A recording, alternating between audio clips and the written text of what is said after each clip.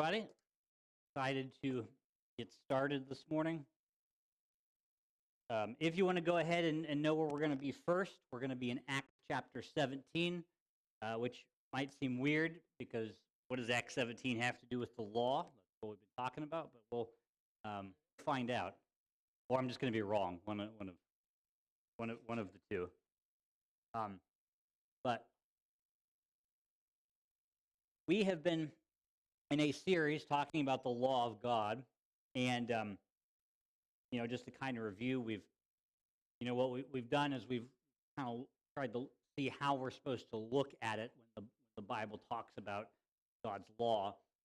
And the big things that I've really wanted to get across so far is I wanted to get across the types of laws that there are, so that when you're reading or hearing people preach or teach or whatever, you can think in terms of, well, there's the moral law, but then there's also, that's true in all times, in all places. And then you also had the ceremonial laws, and then you had the civil laws of Israel that existed in the Old Testament.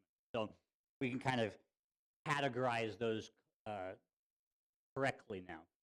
And then I also wanted to talk about especially the uses of the law, the idea of how the gospel convicts us, it shows us that we're sinners. Many people have been very, very frustrated because they look at the Bible and they're like, there's so many rules, there's so many things to it. Like, I can't do that. And it's like, okay, good. You're halfway there. Okay?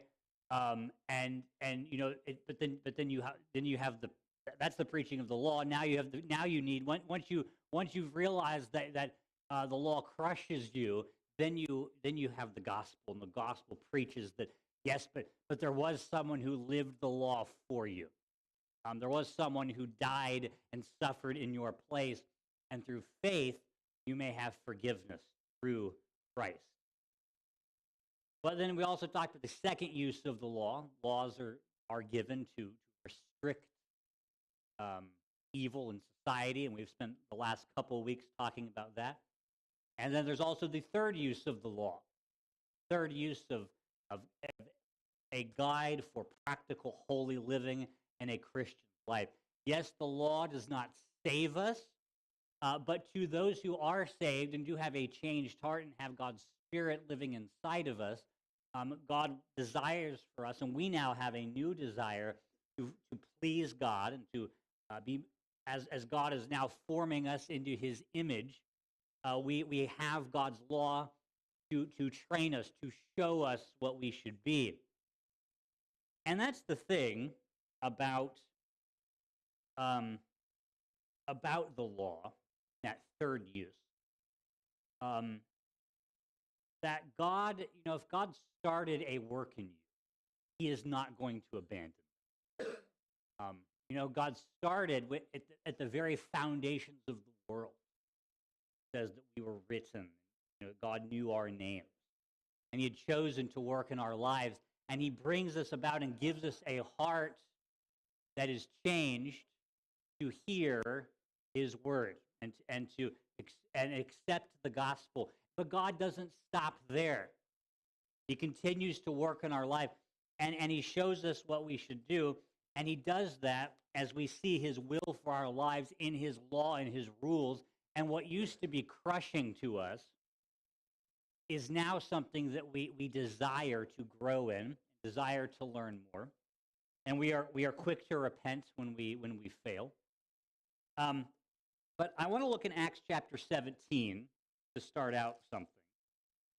Because I want to show you I want to show you one reason that having the law is so important.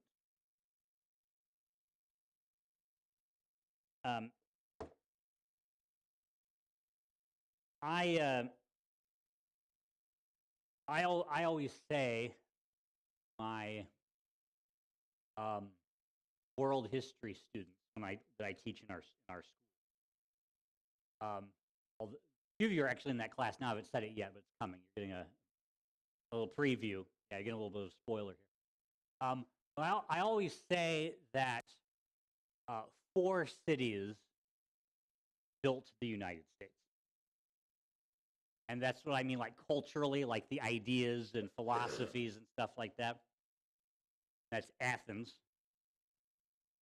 Rome, London, because our English heritage, and of course Jerusalem, where we get our religion and our morals and ethics. Um, and so I want to look because in Acts chapter 17, we see Paul, the apostle, preaching, going around, and he's starting churches and preaching in different places, and he finds himself in Athens. And Athens is the place, it is a place of idolatry, the Greek gods and everything.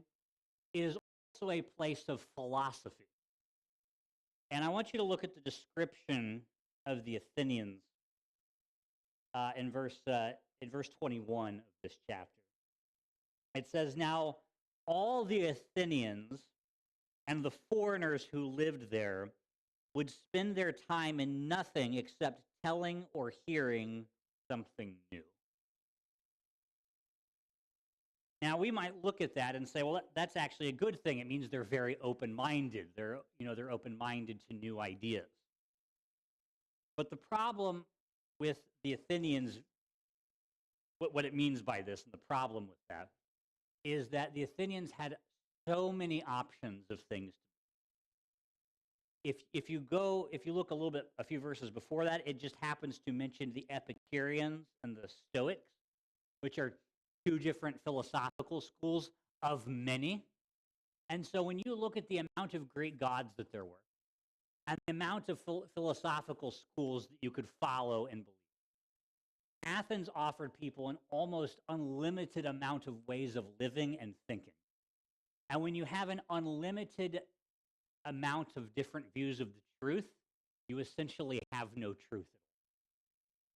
Because all it basically says is, here's an unlimited amount of options. You pick the one that you like the best. Whatever speaks to you. And hey, if you don't like any of them, you can just make one more. What's one more?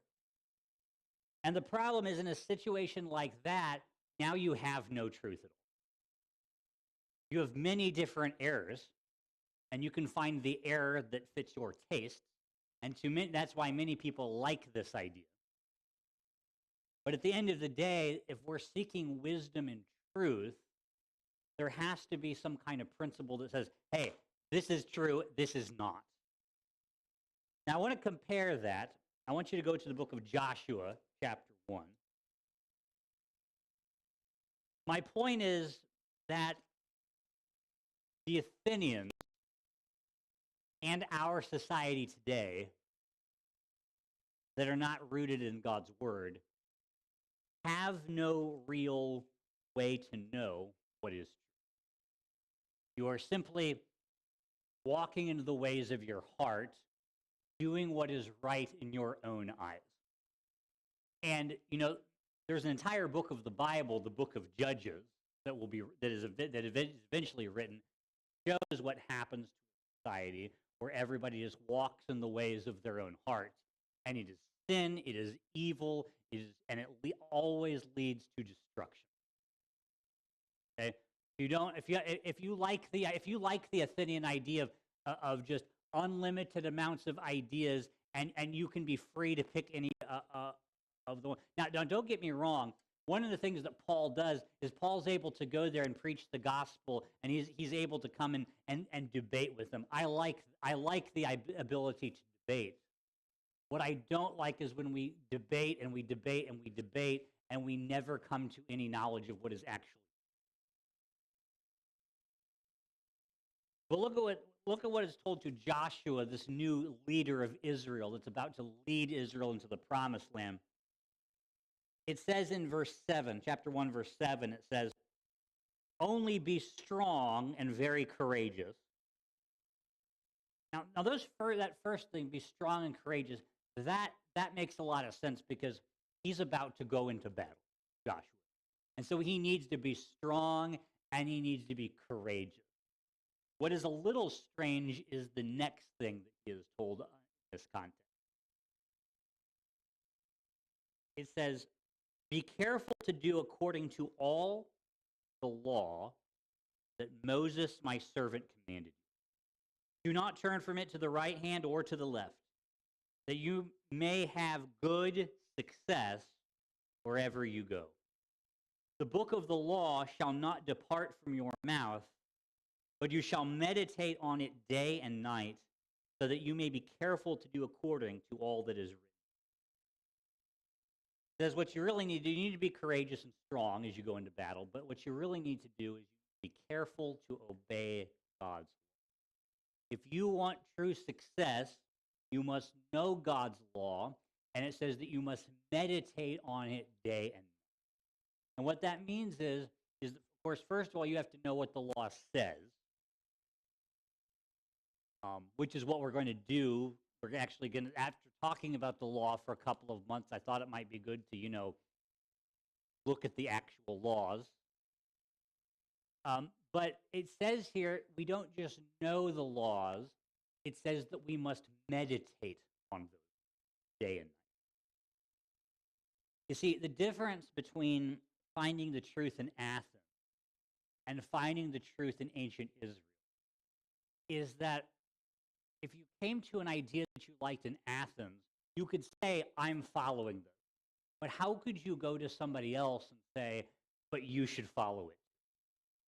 Like there was no way to say exactly who was right and who. But in Israel, they knew exactly what was, because they had a law that came from God himself. If the Athenians were looking for laws from their gods, it certainly wouldn't lead to a place of morality, because their gods were not moral themselves, if you read this. And so if you followed their mindset, you got immorality, chaos, and confusion. Much of the same kind of immorality, chaos, and moral confusion that we have in our society. Because how can you look at anybody and say, hey, but if you have a God that created all things, and he speaks, he says, this is the truth. He says, this is right and this is wrong. Then all of a sudden we have something that the Athenians don't have and many people in our society do. That is a word of truth. That is.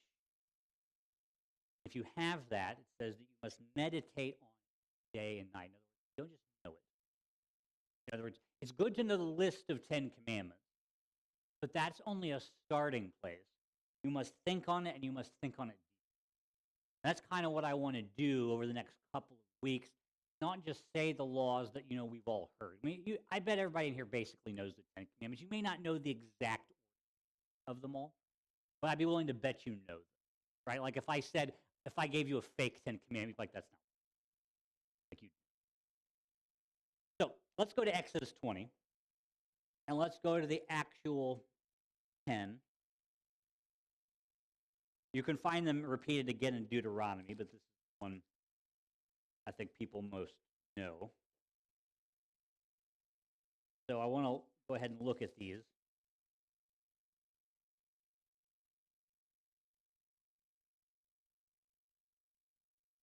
Now, the context for this is that the people of Israel, they have a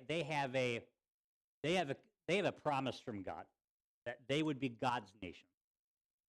God had promised that to Abraham. He says, I'll make you, I'm starting out with you and your wife, but I will make your descendants great in number, which by this time they had. He also said that he'd give them a land that he promised to them. That land that he promised to them, called the promise.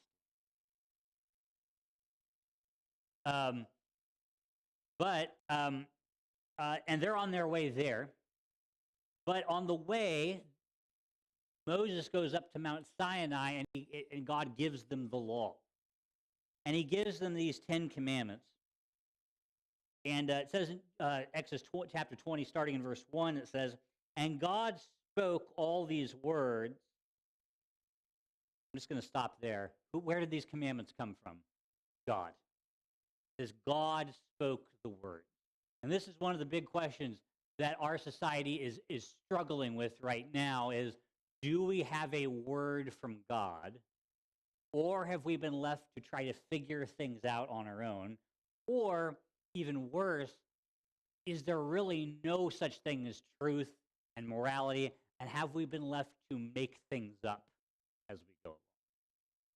Like I've literally heard people who have said, "Yeah, I don't believe right and wrong is real. We just kind of have to we found certain things like don't work. Like if we don't respect human life, chaos breaks out. So we just have to tell ourselves that murder is wrong." And look, do that at your core, everybody's going to know that human life doesn't really matter. Like in the back of their mind, that's really.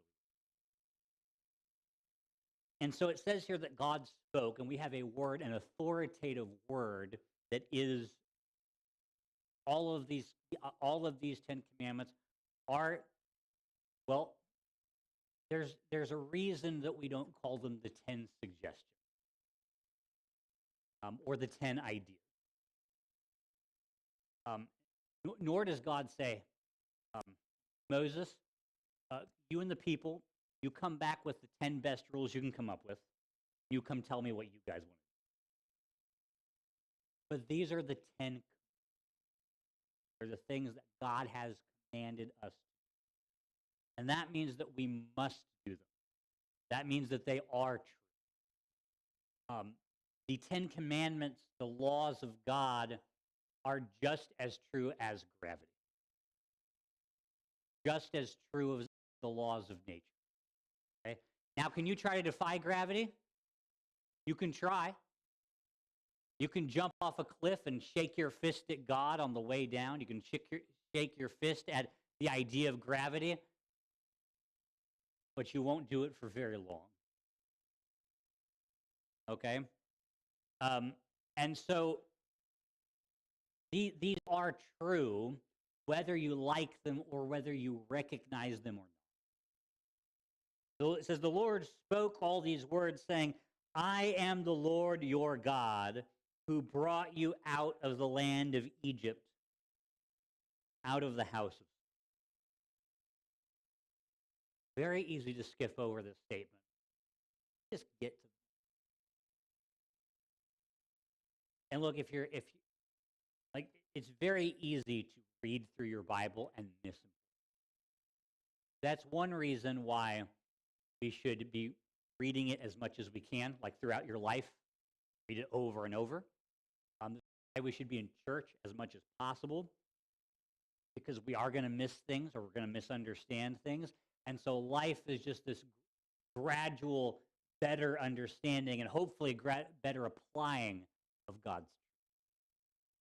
You never know when you skip that day of reading your Bible or you skip that church service, missed something that you really should have a better understanding of, and who knows how long it will delay you in getting that thing. But notice what he says here. He says, I am God who brought you out of the land of. Here's what I find kind of amazing, is that I think that if this were human beings, God would have given the people the law before bringing them out of Egypt. Said, you figure this out, you start following these rules good enough, and then I will deliver you out of slavery. And many people think that that's the message of Christianity. Do good enough. Once you're good enough, I'll free you. But actually, when God tells them, you need to obey these commandments, they are to do this out of a response of grace. God's grace showed itself first. He brought them out of Egypt. What did they do to get brought out of Egypt? All they did was cry out to the Lord. And the Lord remembers his promises, and he brings them, and he gives them freedom, undeserved freedom in a lot of ways. Because later on, in the book of in Numbers, Deuteronomy, you see a lot of complaining about God and Moses. But that had kind of already started. Yes. You know, well, because Moses says, God says He's going to free us. They're like, yay! But then He goes to Pharaoh and says, let the people go. And Pharaoh says, apparently the slaves, they have too much time on their hands, and so he makes their work harder. And the people immediately say, thanks, Moses. Thank you. Yeah, yeah. Look at all this freedom. Now we're free to have harder lives. They're already complaining. And I don't know about you, but when I try to help someone and they're immediately rude about it, my natural tendency is, well, if that's how you're going to be, I'm not going to help you. But God here frees them. They haven't done anything to deserve it. And so out of a response of God's gracious work that He has already done, He says, now here's our command. Look, if you know the Lord, you've already experienced God. You've seen that He has done a work in your heart. You've experienced the Israelites here, they had experienced a physical freedom. Unfortunately, for a lot of them, you'll find out that kind of freedom experience. But we have experienced a much greater freedom, of a freedom of the bondages. And so, like the ancient Israelites, we are to out of this response of grace, we are to then obey God's law willingly, lovingly. Yes, Robin, do you have something? Huh? Right, yeah, it takes the next generation to actually go in. Yeah, yeah. It is very sad, and it really speaks to the hardness of the human heart. You might look at Israel and think, well, they were very hard-hearted, and of course they were, but they're not worse than anybody else. We're all hard-hearted, and it takes a work of God's grace to soften that and to respond to the gospel. But so they've experienced this grace of God. God's freed them, and now they are given these commands.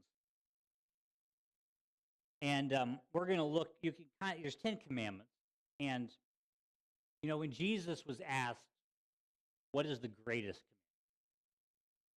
commandment?" He said, "It's to love God with all your heart, and your soul, your mind, and your strength." And he said, "The second greatest command is like it, to love your neighbor as yourself." And many people have seen that idea of loving God and loving your neighbor as a way of dividing the 10 commandments. Because the first 4 are about the ways that we love God and how God has commanded us to orient ourselves towards Him. And then the other 6, the next 6, are about how we treat relationships with our neighbor. And so what we're going to look at today is that first section about what God says about how we are supposed to. And again, these are commandments. These are not things to think about, and just say, well, maybe I'll do them, maybe I won't. These are from the God that created you and all things. These are the things that God has said you have to do these.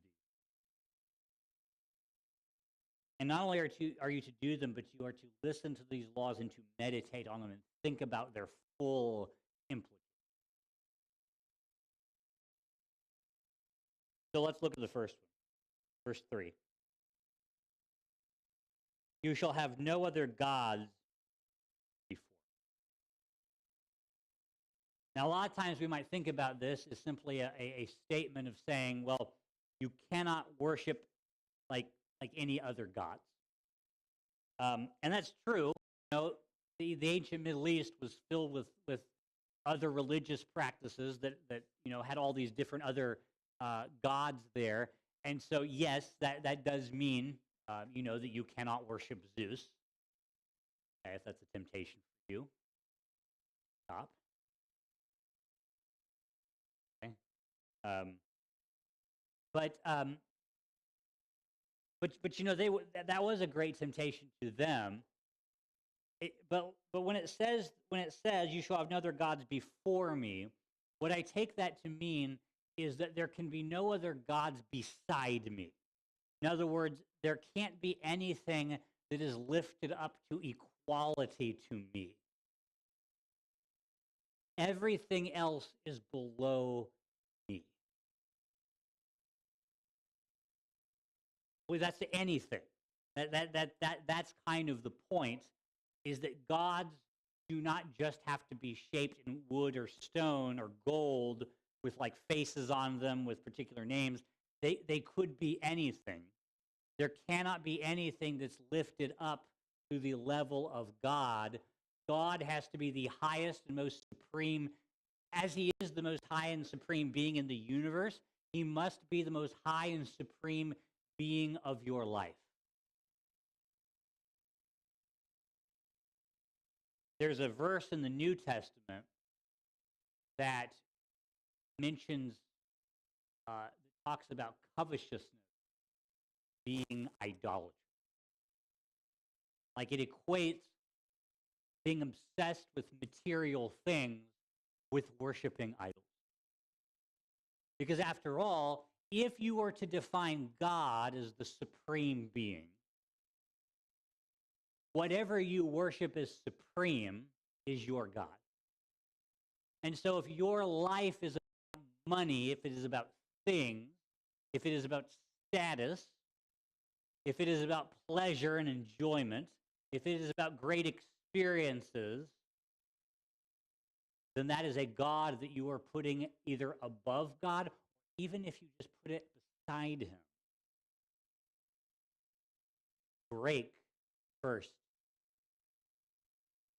Truth is that our hearts are always tempted to lift things up to equality. I'm going to assume, most, and again, this isn't true, of course, of everyone who goes to a church on a Sunday morning, but most people that go to a church on a Sunday morning, you would assume are claiming to be Christians, right? And so most people, you ask them, do you believe in God, and do you trust God, and do you want to follow God? And they say yes, but do we follow him exclusive as our number? Or do we want God and? And this is something our hearts very naturally do. Look, I got to talk to myself too when I say this, because even if my heart's right on this today, there's no guarantee that something does not creep in tomorrow. So all of a sudden, my heart has a love that should only be reserved. And so it may, and this is why Joshua is told to meditate on it day and night, because he has to look not just at what it says, but all of its implications. So, because it might be easier for Joshua to say, well, I have not embraced the gods of Egypt that I came out of, nor am I going to embrace the gods of the Canaanites into the area, into the promised land that I'm going. So I'm good with that. But there's more. It's about a whole life. We have to ask ourselves, what is our supreme thing, being in our life? What are we? The temptation is to come to church I mean, after all, you guys are in Sunday school. You got up an extra hour early. Okay? Surely your lives see God as the most primary thing. After all, you apparently love God more than you love sleep. Because you could have slept in another hour, okay, and still checked off your box of going to church on Sunday morning. But still, maybe it's not sleep, or maybe you're a morning person. It's not that hard for you, or maybe you wanted to get the prime donuts before they ran out. Whatever. But what about other areas? Is God our primary thing? That's something we all got to ask ourselves. We really got to ask it every day, constantly. Number two. This is, again, one of those ones that you might not think our culture deals with this. Commandment number 2 here in verse 4 says, "You shall not make for yourself a carved image, or any likeness of anything that is in heaven above, or that is in the earth beneath, or that is in the water under the earth. You shall not bow down to them or serve them. For I, the Lord your God, am a jealous God, visiting the iniquity of the fathers onto the children, to the third and fourth generation of those who, but showing steadfast love to thousands of those who love me, keep my commandments." It says, "You shall not make for yourself any carved image." Again, this is unless you are an immigrant from, India, or someplace in the East, maybe like some kind of tribal culture in other places. Like we don't worship physical carved images. Most in our society, um, most people are not tempted, and so we might think, all right, this one's a good. This is an easy one. Let's move on to number 3. We got this. Yes.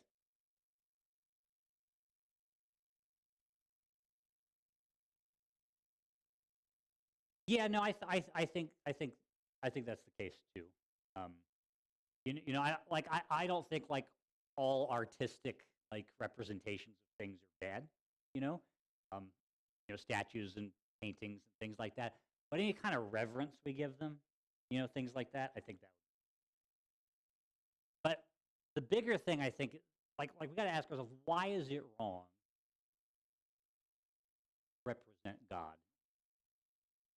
Like we understand why we can't have an image of uh, Baal common in the Middle East, or Zeus, or Buddha or something like that. But like, why can't we represent God the Father? Like, if that's who we're worshiping, why couldn't Israel do what the other nations were doing? And this was very strange, right? Like, 'cause all the nations around them were able to make carved images to represent their gods.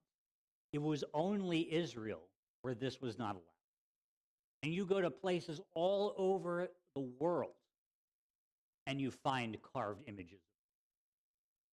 Why in Israel was this not allowed? Well, part of it, yes.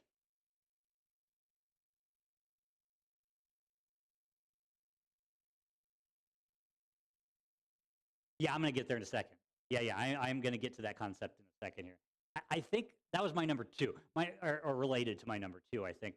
My number 1 is that, you know, it says that they could not worship things that are in the earth beneath the water.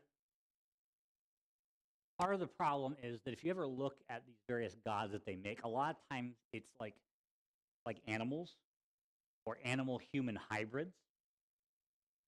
And the thing is that God does not want us to confuse creator creation.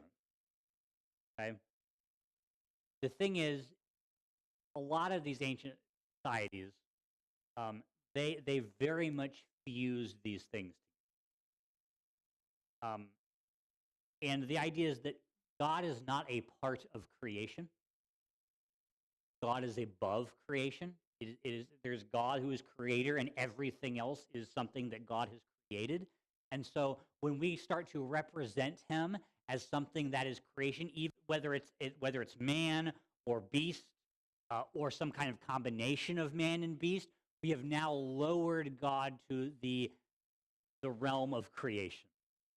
And we must have, it is a commandment here, to have a higher view of God than just seeing Him as another part of creation. This would include any type of mentality that sees God as some kind of like spirit of nature, um, some kind of like impersonal force that's just a part of. That makes God a part of nature. not the God of. The Bible talks about God created all things in the beginning. And all throughout the Bible, it gives God the credit for when nature does something. And God's rule and control over nature. I mean, after all, what happened when Jesus stormed? As soon as he said, "Be still, be calm," just and the disciples, who had previously been afraid of the storm, are now afraid of Jesus. It says they had great fear, and they said, "What kind of man is this, that the wind and the seas obey him?" And the point is, it is no man at all. Now, I'm not denying, the humanity of Jesus. Okay, all right. What I mean is, he was not simply a man. He was also God, fully God in the flesh, and God has rulership over his creation. And so, anytime we try to think of him, represent him as nature or of creation, is probably a better word to use than nature. Then we have lowered God to low. That's one reason. The other thing, this is kind of I think this is kind of what Richard was getting at, is when you make a carved image, you get to decide what that image is. It is a representation of your mind, your imagination, and your skill. Now, I am probably one of the least artistic people. Okay? What I imagine in my mind, and if I try to draw it or paint it or mold it, what's in my mind will not at all look like what's there. I am not an artistic person. But, of course, some people, they can make beautiful, amazing. They put it in their mind. They can sculpt things in amazing ways. Look, I am all for art.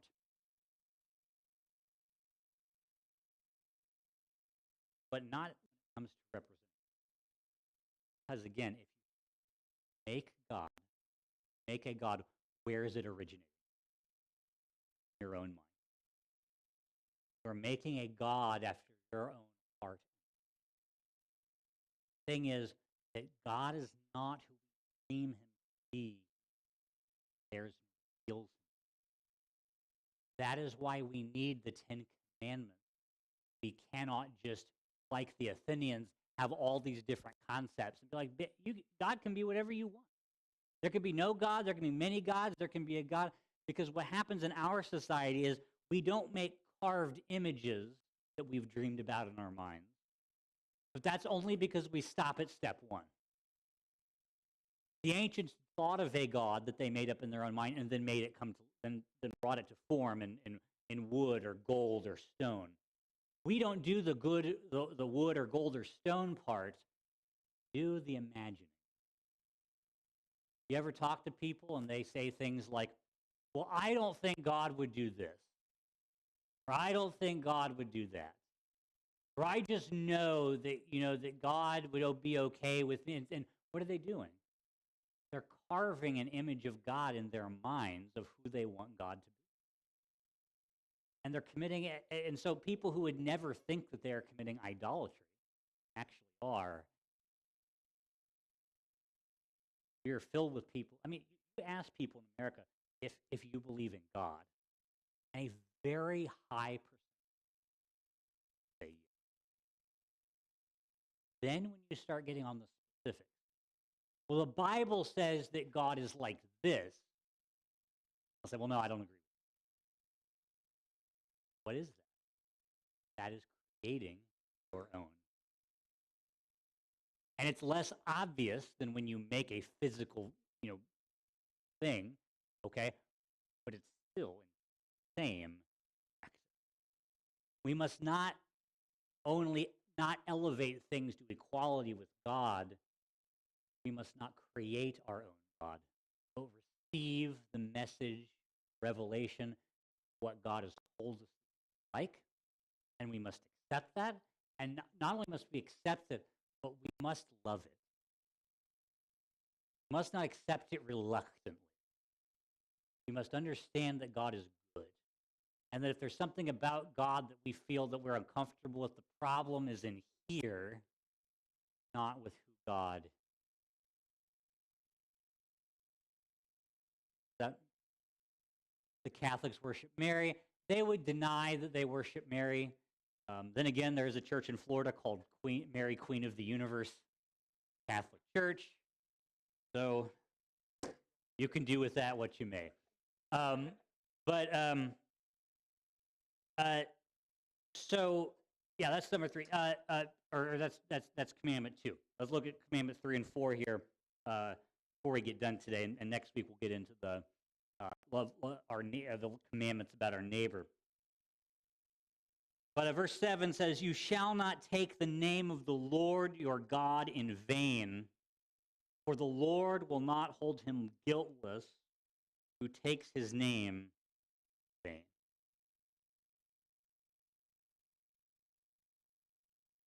We must acknowledge that God is. He says he is to be. Let's put him as our number 1. The thing is, we got to understand is that God, worthy, our constant. We are told over and over again in the Bible to fear the Lord. What that means is that the name of God, he is, ought to be held highest level. We must protect the name of God, hearts and lives, mouths. We must not blaspheme his. Yes, good. What is the name of the Lord? Well, I mean, of course, you have the technical name you get in the Old Testament of. When I was a kid, I was told it was Jehovah, and now we have the name. Now they've kind of looked at it and they think the pronunciation is close to like Yahweh, I guess is what you hear. But to me, any name that we use for God, like we know who we're talking about. Like I don't think you can disrespect the name God or the Lord and say, well, I didn't say Yahweh, and all of a sudden that's a yeah. Are you going? You have a specific thought in mind?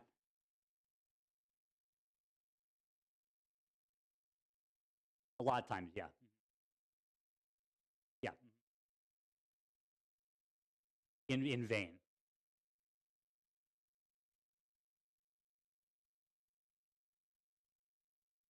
Mm-hmm.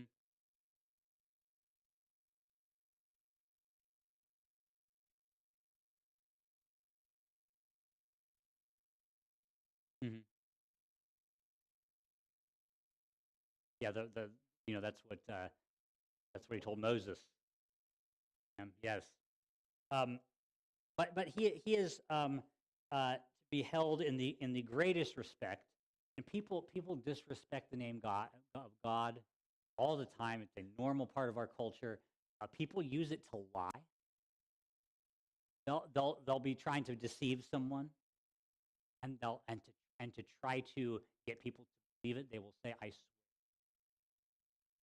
Like how that is someone who does not fear the name of God at all, right? And yet people do things like they yell God's name when they are angry. This is not respect. And again, this isn't just some Christian tradition. This is one of the 10 commandments that comes from God himself. Yes.